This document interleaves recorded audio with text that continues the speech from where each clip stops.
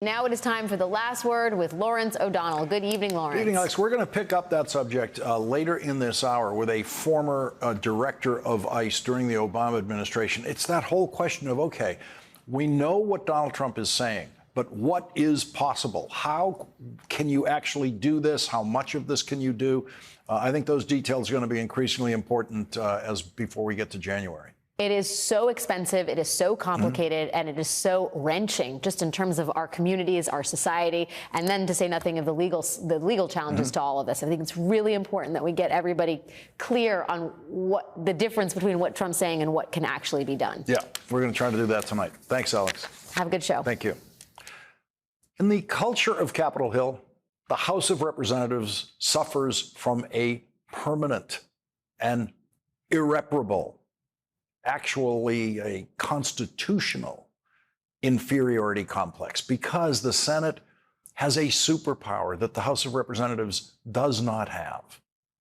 And that superpower is more powerful than the presidential power when those two powers come into conflict over presidential appointments. Only the United States Senate has the power to confirm presidential appointees. The House of Representatives has no vote on nominations to federal judgeships, including the Supreme Court. The House has no vote on nominations for cabinet positions. For 235 years, the House of Representatives has had to sadly and powerlessly sit by and watch across the campus as the United States Senate made the final decision about all of those presidential appointments to the cabinet, to the Supreme Court, to every federal judgeship. And now, for the very first time in history, the most important vote in a confirmation process belongs to a member of the House of Representatives. It only takes one vote in the House of Representatives to destroy Matt Gaetz's nomination for Attorney General. Only 5 members of the House of Representatives have the power to cast that vote. They are the 5 Republican members of the House Ethics Committee. Unlike other House committees that are all heavily imbalanced in favor of the majority party, the House Ethics Committee membership is divided equally between the parties, 5 Democrats and 5 Republicans. All 5 Democrats on the House Ethics Committee will vote in favor of releasing the House Ethics Committee investigative report on former Congressman Matt Gaetz when the committee meets again on December 5th, after an apparently difficult meeting that the committee had today.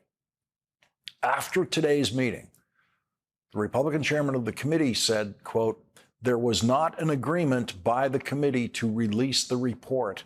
And that statement provoked this extraordinary scene in the hallway outside of the House Ethics Committee. Up to our microphones right now. We're going to listen in. Good afternoon, everybody.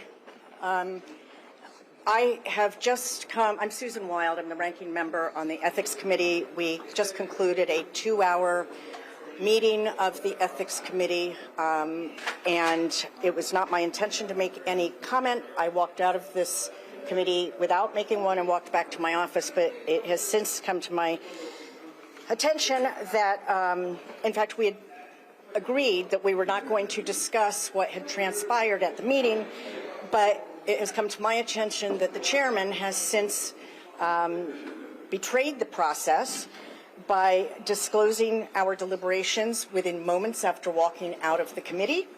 And he has implied that there was an agreement of the committee not to disclose the report.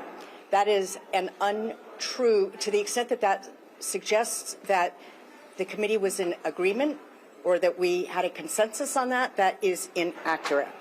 And I will say that a vote was taken. As many of you know, this committee is evenly divided between Democrats and Republicans, 5 Dems, 5 Republicans, which means that in order to affirmatively move something forward, somebody has to cross party lines and vote with the other side, which happens a lot, by the way, and we often vote unanimously. That did not happen in today's vote, and I do not want the American public or anyone else to think that Mr. Guest's characterization of what transpired today would be some sort of indication that the committee had unanimity or consensus on this issue, not to release the report. That would be an inaccurate portrayal, and nobody should take that from what they have heard so far. There was no consensus on this issue. We did agree that we would reconvene as a committee on December 5th to further consider this matter. So that's the top Democrat on the House Ethics Committee, Susan Wild. And that scene in the hallway led to this response from the Republican chairman. She said you betrayed the process, betrayed the committee by talking, by saying that. That's her choice. That's what she feels. And you can ask her if she would like to comment further. Again, I made the only brief statement that I intend to make on the news today, which was we did not reach. It's hard to find out what happens in closed-door committee meetings like that, but what we have is John Bresnahan of Punchbowl News reporting, quote, Ethics Committee held several votes, Ray Gates' report. Released the report, which is not final yet, as is. This deadlocked on partisan lines. Committee then voted to complete report. This was a majority, but not unanimous. There will be another meeting in December. So, if John Bresnahan's reporting is accurate, the committee voted 5 to 5, 5 Democrats versus 5 Republicans, to release the report, with the Democrats voting in favor of releasing the report. A tie vote in the Ethics Committee accomplishes nothing and does not move that issue forward, so that does not release the report. John Bresnahan reports that the committee then voted to complete the report, and that vote was a majority, but not a unanimous vote. And so what that means is at least one Republican voted with the Democrats to complete the report. It could also mean that more than one Republican voted to complete the report. It could mean that only one Republican voted against completing the report. When the committee meets again on December 5th, the Gates report will presumably be completed, and the Democrats will certainly call for another vote on releasing that report. And then perhaps one of the Republicans who voted today to complete the report might then vote to release the report. And so that Ethics Committee vote on December 5th will be the decisive vote on Matt Gaetz' nomination for Attorney General if one Republican, just one Republican, votes to release that report. Because as you heard on this program last night, the evidence in that report is not survivable by any presidential nominee for any office at any point in the history of this country. And she was invited to that party by Joel Greenberg, vis-a-vis her friend, who had met Joel Greenberg on seeking arrangements. Joel Greenberg, who's now in prison. That's correct, yeah. And when she arrived, she testified that she had sex with Representative Gaetz within minutes of arriving.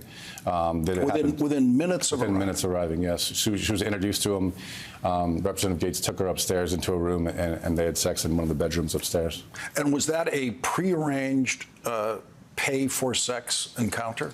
So that situation was a situation that Joel Greenberg would have arranged ahead of time. There was no payment from Representative Gaetz at that particular time. My clients testified that the payments came later on at separate events. And after that, in that setting, is that when your client sees the 17-year-old girl? So it was at that same event back in July of 2017. At another time later on in the party, she was walking outside towards the pool area. She looked to her right, and she saw her friend, who was 17 at the time, having sex with Representative Gaetz. And your client knew that that girl is 17? That's right. She was aware that her friend was under 17 as they went to high school together. They went to high school together. And that 17-year-old was still in high school? That's right. The evidence in the Ethics Committee report will show that Matt Gaetz was paying for sex with multiple women.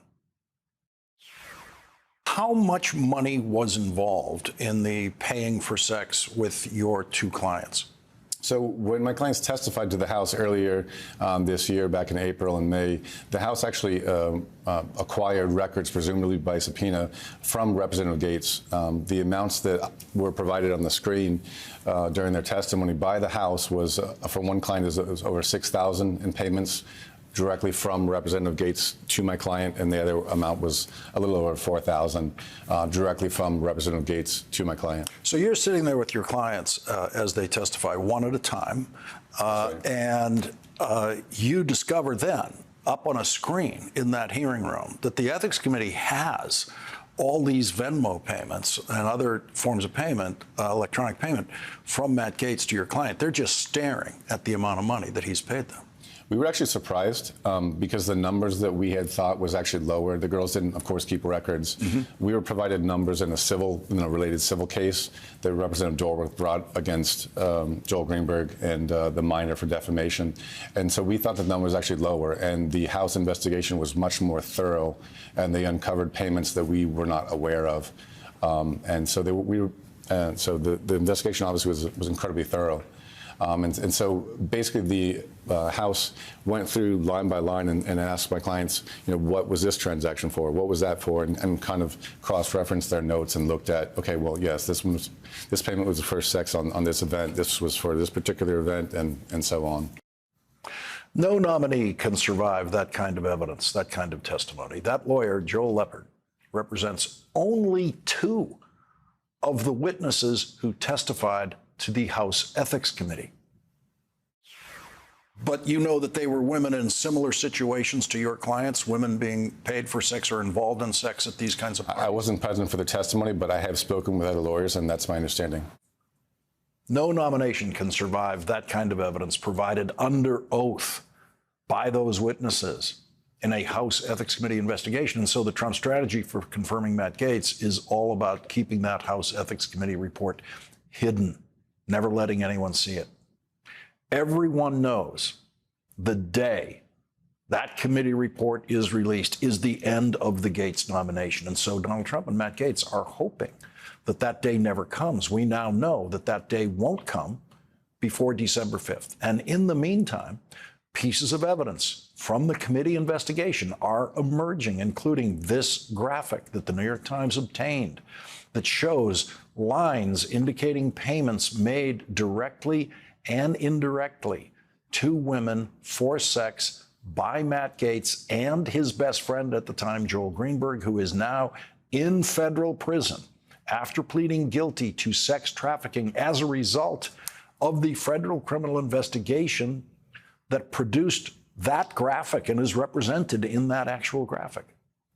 The New York Times reports that the House Ethics Committee obtained that graphic and other evidence from the federal criminal investigation, some of the other exhibits that were used in that federal criminal investigation. And that material from the federal investigation is no doubt included in the House Ethics Committee report that Donald Trump and Matt Gaetz and the Republican Speaker of the House, Mike Johnson, are now desperately trying to suppress. And it just takes one vote, just one Republican member of the House Ethics Committee. And those members are Republican Chairman Michael Guest of Mississippi, Congressman David Joyce of Ohio, Congressman John Rutherford of Florida, Congressman Andrew Garbarino of New York, and Congresswoman Michelle Fischbach of Minnesota. It only takes one of them. New York Congressman Andrew Garbarino represents a heavily Republican area of Long Island. Congressman Andrew Garbarino delivers for Long Island, a leader in the fight to restore property tax deductions. From Massapequa to Mastic, Andrew Garbarino gets stuff done for Long Island. I'm Andrew Garbarino, and I approve this message. Andrew Garbarino did not approve the messages that he discovered in the Ethics Committee investigation of his neighboring Republican congressman from Long Island, George Santos. On the day after the Ethics Committee released its report on George Santos, when Republican Ethics Committee Chairman Michael Guest filed a resolution to expel George Santos from the House of Representatives. Congressman Garbarino said, "The Botox thing really did shock me. And also the immediate transfer of funds from one bank to another after he got people to donate, and also that money ended up in his personal bank account." The Botox thing shocked him. The immediate transfer of funds shocked him. Imagine how shocked Congressman Andrew Garbarino was when he was looking at that FBI chart of the immediate transfer of funds from Matt Gaetz to the women represented in this chart who were being paid for sex in those transfers of funds. Congressman Andrew Garbarino didn't ask for this. He didn't ask for the superpower to destroy a nomination for Attorney General. No one gets elected to the House of Representatives and asks to be on the House Ethics Committee. Within the culture of the Congress, it is considered the least desirable assignment you can get. No one wants to police their colleagues, but someone has to do it, and the assignment usually goes to junior members like Andrew Garbarino, who don't have the power or the seniority to get the more desirable committee assignments. That's how you end up on the Ethics Committee in Congress. But history has taken a turn in Andrew Garbarino's direction.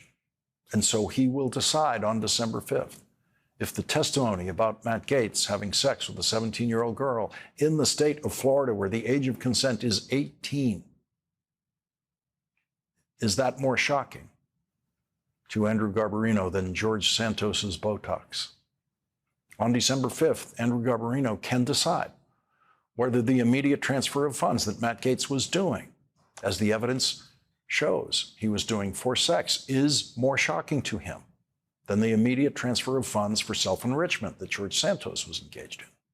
Between now and December 5th, the pressure to release the House Ethics Committee report will grow every day. It only takes one Republican vote on that committee to release that report, just one vote. According to John Bresnahan's reporting about what happened in that secret meeting of the Ethics Committee today, at least one Republican voted against even completing the report. And if that reporting is true, there is at least one Republican who doesn't even want to complete the report. But it also means there is at least one Republican who does want to complete the report, who wants to do the right thing and complete the report.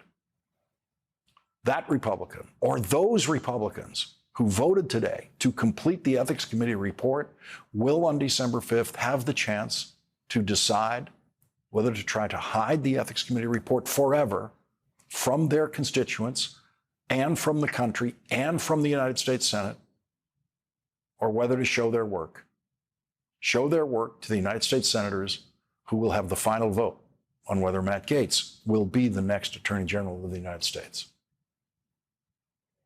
Everyone knows about Matt Gaetz.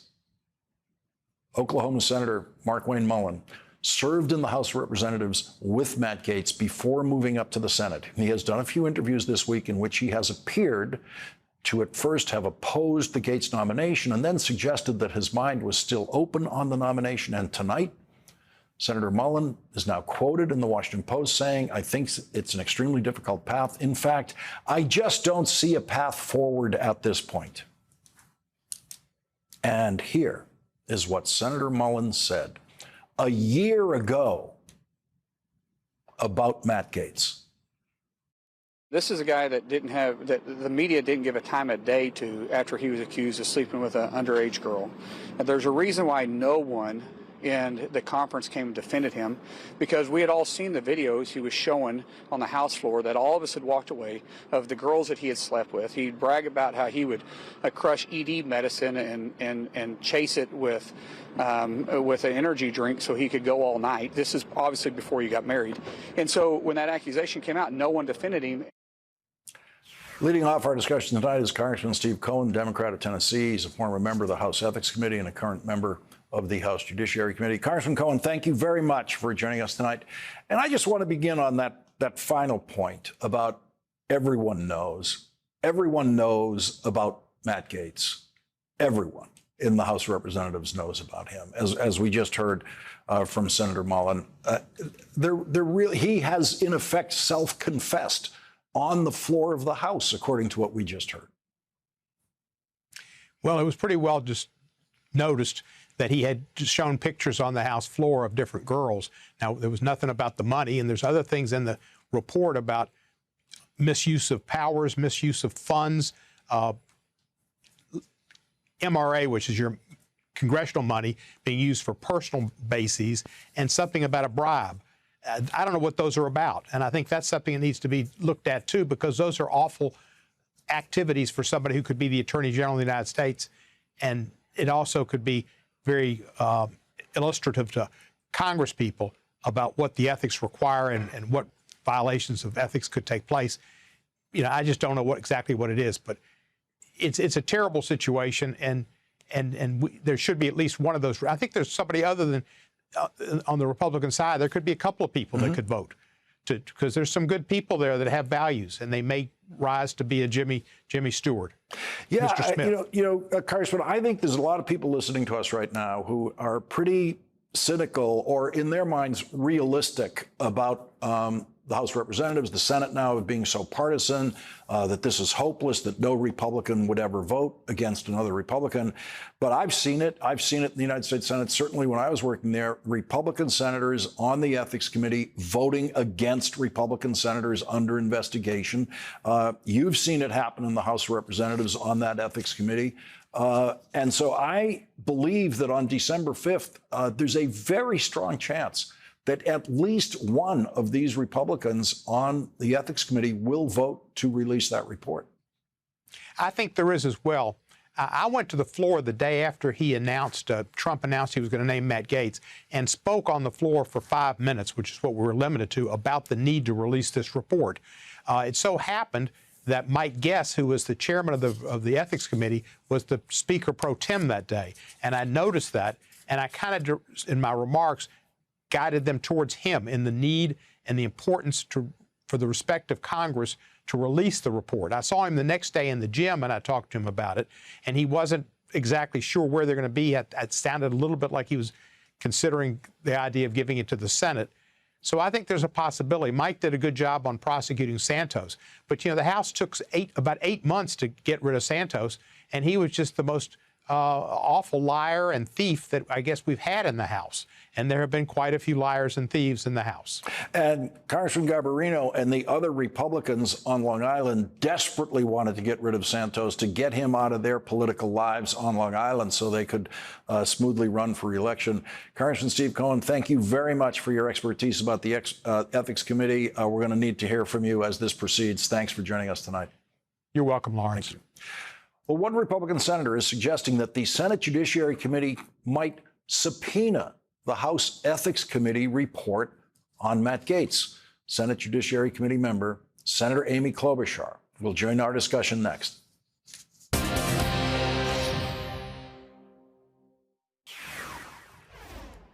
Senate Democrats, led by Senate Majority Leader Chuck Schumer, voted to confirm 2 more federal judges today after they were nominated by President Biden and approved by the Senate Judiciary Committee.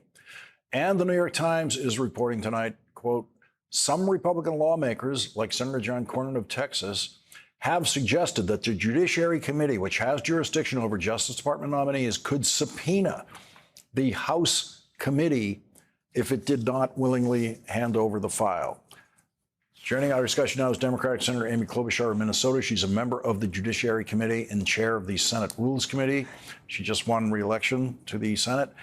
Senator Klobuchar, you're so busy, and we need your voice so much on this unfolding drama in your Judiciary Committee about Matt Gaetz. First of all, before we get to that, 2 more Biden judges confirmed today by the United States Senate, and that's the work of the Senate Judiciary Committee under the Democrats that has continued. It truly is, Lawrence, and I will be presiding tonight at midnight. I assume you're going to be doing special coverage, break-in. People can watch it on C-SPAN. Super exciting. We're going through the night. We have something like 9 more on the dock Tonight, of course, they're making us wait through 2 hours each, 2 hours each, 2 hours each. But we are moving ahead, and we've got 220 some confirmed already. We've got 20 some left here. And it is so important, as I listen to your coverage, the horrific story of Matt Gaetz and how the House Speaker and the House Ethics Committee will not allow, the Republicans on the committee clearly will not allow this report to be released. Well, checks and balances are, yes, the Senate and advice and consent, but checks and balances are also judges. And it is so important to put judges of integrity on the court, and we are devoted to getting this done. It's Senator John Cornyn actually had a meeting with Matt Gaetz today, went around. By the way, did you see Matt Gaetz wandering the halls of the Senate trying to find Republican senators? I did not. Okay. I saw J.D. Vance, but I was not invited into the Strom Thurmond room where the meetings occurred. Oh, yeah, no. I know that. So that's the one they were using. Okay. So let's listen to this report from Senator Cornyn about his discussion with Matt Gaetz. Let's listen to this. Did the allegations come up at all? Or did he bring that up himself, or did you bring that up? Not. All I said to him was that there are not going to be any secrets here. Mm. Everything's eventually going to come out, and so I frankly said transparency is a good thing, because if it keeps just dripping out a little at a time, then that's going to make things more difficult. Senator, it has to be bad news for Matt Gaetz that Senator John Cornyn is saying everything that every reasonable person would want him to say about this nomination. And he, as a Republican, has been insistent about demanding that House Ethics Committee report. He is. Well, John Cornyn's a former prosecutor, and I think he's speaking for a number of senators who maybe are being quieter about it on the Republican side.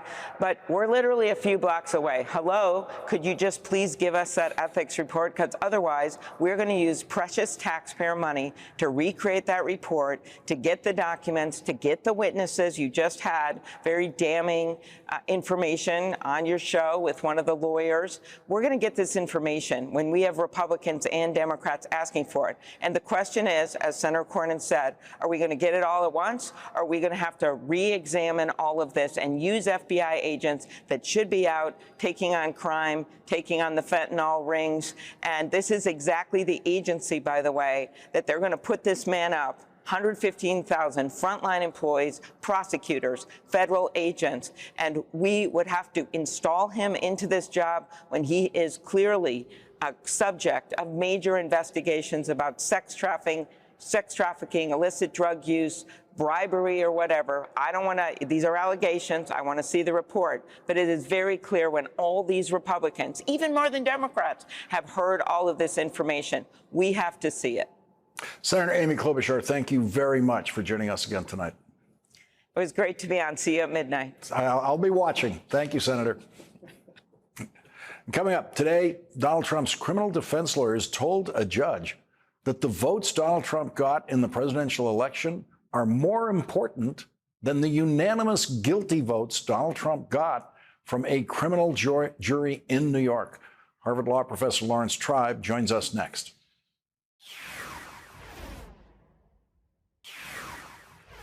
Today, Donald Trump's lawyers told a judge in Manhattan that the 34 guilty verdicts against Donald Trump earlier this year should now be dismissed simply because the vote in the presidential election is more important than the jury vote in that case, the unanimous jury vote. Trump's criminal defense lawyers, who have both been chosen by Donald Trump for the number 2 and number 3 positions in the Justice Department next year, told the judge in the case, quote, on November 5th, 2024, the nation's people issued a mandate that supersedes the political motivations of the District Attorney of New York's people. This case must be immediately dismissed.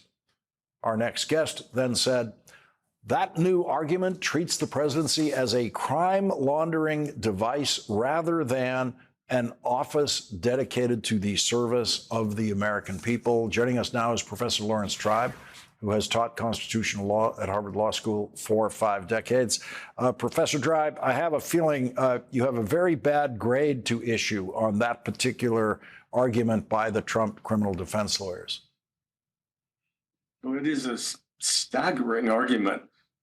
Much as I disagreed with the Supreme Court's earlier decision granting almost absolute immunity to Donald Trump and any president for actions taken within the boundaries of his office, at least one could understand what the court was trying to do there. It was trying to give presidents an incentive to go as far as their office reaches without worrying about being prosecuted for things they do in their official capacity. One can understand that, although there are very powerful arguments about the danger of giving that kind of immunity to a president.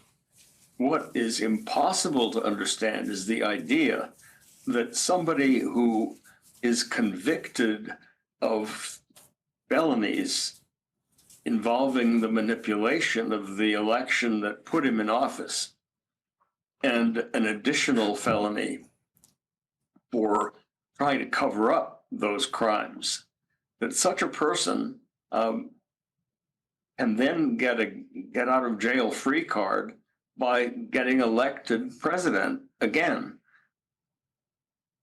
Think of what that means. Suppose that Donald Trump had hired a hitman to go after Stormy Daniels. It wasn't hush money. He wanted to have her eliminated. And he had her shot, let's say, on Fifth Avenue. And then after he left office, having secured the office by eliminating possibly embarrassing information, after he left office, he was prosecuted for murder in the state of New York. His new claim is that prosecution for murder would have to go away if I am again elected president. That's astonishing. People may have voted for him because they were upset by the price of eggs or because they wanted to go after immigrants or for any of a number of reasons. But they surely were not voting to give him a pass through the criminal justice system. So this is an argument that is so bizarre that I can't imagine even the current Supreme Court upholding it. I expect that argument will go down in flames. I certainly think it should. And it's important over time, not just because of what happens to Donald Trump. We really don't want a system of government in which you can commit crimes in order to become president, then serve a term as president, and then, if you're elected again, completely wipe out the record and give yourself a complete pass. That's why I said that this argument amounts to making the presidency a crime laundering operation. I think it's an argument too far, and it really does underscore how bizarre the arguments that are being made on Mr. Trump's behalf have become. So here's another disturbing element of that argument. The two lawyers who made that argument in writing are going to go into the Trump Justice Department. The lead criminal defense lawyer, Todd Blanche, Donald Trump is going to nominate for Deputy Attorney General. He'll have a confirmation hearing. Emil Bove is the other attorney of record in that case who's on this pleading. He's going to be the principal assistant deputy attorney general. And so this kind of legal advice will now be in the Trump Justice Department. Right, but we don't have to worry about that because Matt Gaetz will supervise them. That is our guardian of justice. The whole thing is too scary to make up. It's sort of a nightmare, but it's a nightmare that we are living through. And I think we have to be very careful not to take for granted the idea that it will all just go away. We have to resist it at every step. Professor Laurence Tribe, thank you very much for joining our discussion tonight. Thank you, Lawrence. Thank you. And coming up, with Donald Trump threatening mass deportations, we'll be joined next by John Sandweg. He is the former acting director of Immigration and Customs Enforcement in the Obama administration. He can tell us what is possible and what might not be possible in what Donald Trump is threatening to do. We'll be right back.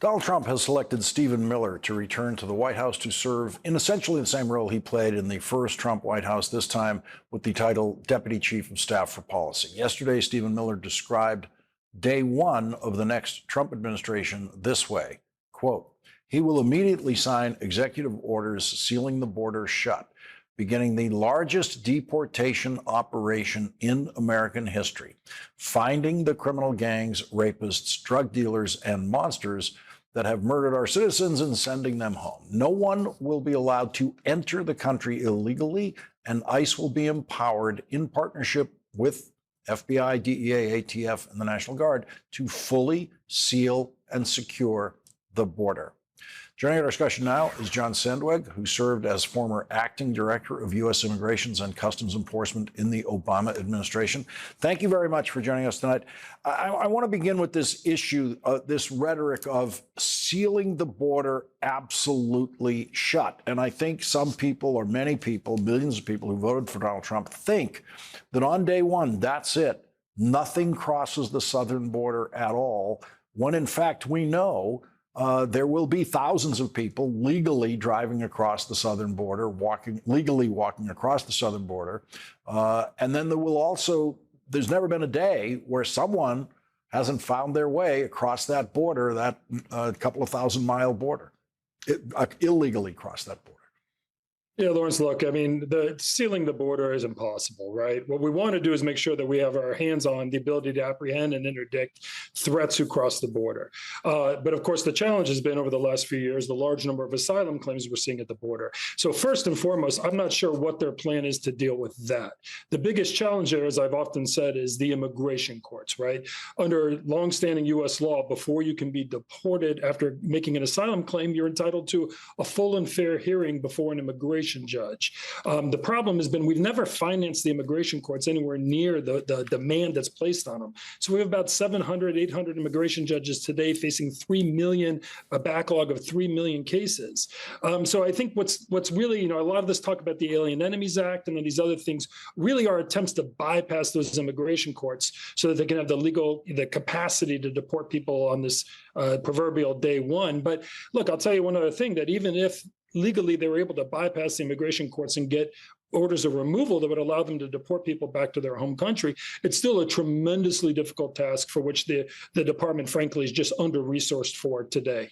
Let's talk about the deportation, and let's for the moment just leave out the fact that people will still be coming across that border every day. But the Trump administration and Donald Trump has told his voters all year that, in effect, he knows where these people are. He, first of all, knows exactly where to go to get them, apprehend them, and somehow deport them. What is actually involved in, if let's just take a theoretical example that you suspect in that car wash on Ventura Boulevard in Los Angeles or somewhere in California, there might be some people working there who are undocumented. Who can go there with what badges and do what, and what happens to those people, and how quickly can they be sent across the border? Well, Lawrence, first of all, you got to put this in perspective. So ICE has about a $9 billion budget right now, of which some of those resources are dedicated to, importantly, national security and public safety criminal investigations, but also about 7,000 ERO officers who are dedicated to enforcing the immigration laws. And I think just if you want to look really at 2019, Trump's last year before COVID, the middle of his administration, ICE only arrested 144,000 people that year. Only 123,000 of those people have been charged with or convicted of a criminal offense. So to begin with, I'll just say that there are nowhere near enough resources to kind of be able to do the numbers that he's talking about. Now, I do anticipate they're going to do some things that we've seen in the past. That is what are called 287G agreements, or trying to sign up state and local law enforcement and turn them into immigration officers. He may pull from other federal agencies. And of course, when you do that, you're pulling officers off, let's say, export control investigations or special agents who are investigating child exploitation, now putting them on the immigration beat. So there's a cost to national security and public safety when you do that. But even if he kind of marshals all of those resources, there's really no way he can get to the numbers he's talking about. That said, of course, though, they can do some things that are very disruptive, that don't really promote public safety. And I think that's the most important point. These aren't targeted surgical operations. The kind of things they're talking about, they keep saying we're going to get the criminals and the murderers off the streets, but, that requires a more investigative approach that results in a lower number of apprehensions, but of a much higher quality. I think if you want to get these numbers, you're looking at things like you said, workplace raids, where you go to low wage types of employment operations where you're likely to find migrants. But the migrants you find there are not the criminal gang members who are convicted felons. They're the ones who are trying to support their family. By nature, you find very little criminals there. John Sedgwick, thank you very much for joining us on this important issue tonight. Thank you. Tonight's last word is next. Today, President Joe Biden awarded the Presidential Medal of Freedom to former Planned Parenthood President Cecile Richards in a private ceremony. Cecile Richards has revealed that she is suffering from an aggressive form of brain cancer, the same cancer that President Biden's son, Beau, suffered from. Today, President Biden said this about Cecile Richards. With absolute courage, she fearlessly leads us forward to be the America we say we are, a nation of freedom. Through her work to lift up the dignity of workers, defend and advance women's reproductive rights and equality, and mobilize Americans to exercise their power to vote, she has carved an inspiring legacy. That is tonight's last word.